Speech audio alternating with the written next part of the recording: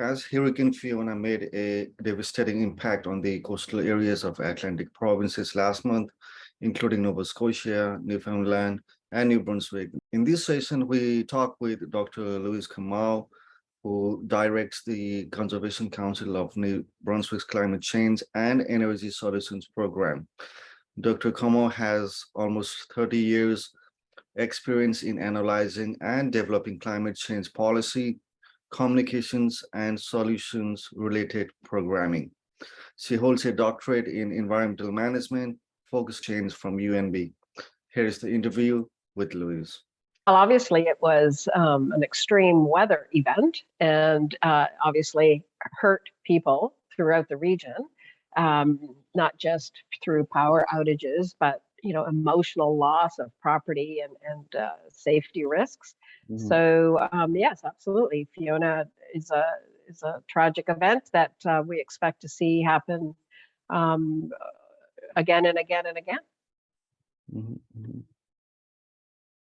So our Atlantic province is facing these disasters because of climate change? Well, we know from the scientific community's research that indeed, because the ocean is warming, higher ocean temperatures make storms more powerful because there's more energy that's released into these events. So yes, absolutely, climate change is making hurricanes more intense in our region. Mm-hmm. And elsewhere, of course. Mm-hmm.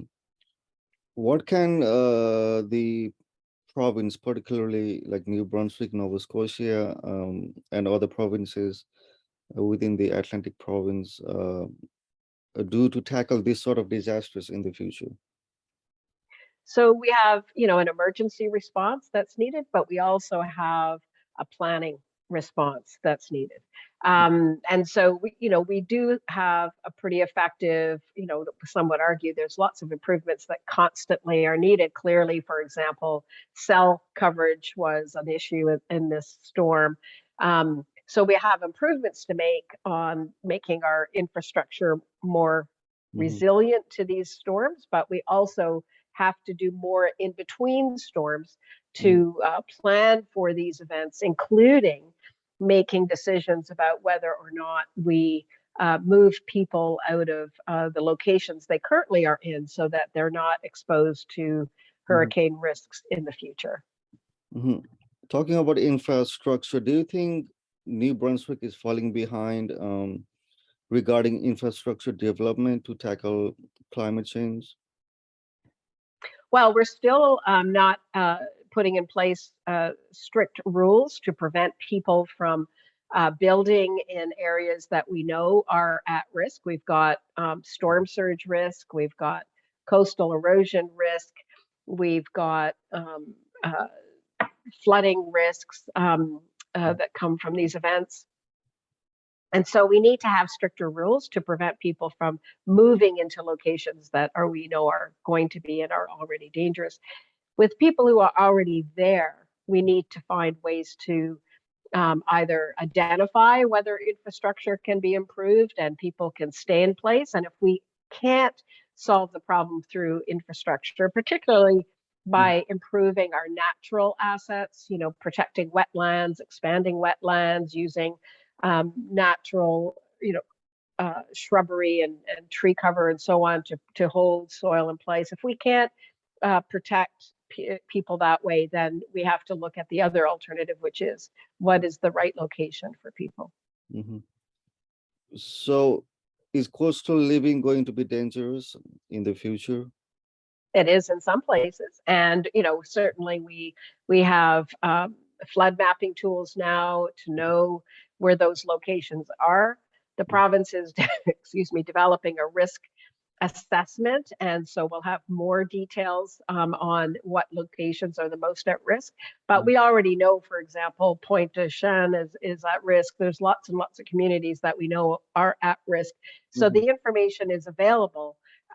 It's just that it's not being used to inform as much as it should be decisions about infrastructure and location. Mm-hmm. So people living in those areas, like, how can the government, convince them to maybe like move out, or, suddenly you cannot tell people just to move out from their, uh, Absolutely. place. Yeah. Yeah. Yeah. People, I love the places they live, obviously, and there's a lot of emotional attachment to Right. where we live. And so, it does mean that we need to work with people. We need to work with communities to help them plan and come to terms with this issue. There's grieving that goes with this problem, right? Mhm. But there also has to be rules, and that could include if you choose to build in a location where we know there are risks, then maybe you have to sign a waiver Mhm. saying that you won't ask for disaster relief, for example, in the face of a storm, or as the insurance sector is already doing, they either will not insure you Mhm. or they will insure you, but at a very high cost. And so there Right. are signals that can come both through rules and economics that can help guide people toward a set of decisions that make it safer for them in the future, even though it's an emotional grieving process to give up where you live today, if that's one of the outcomes that is required. Infrastructure planning and Mhm. decision making in the province. Right. So have you seen any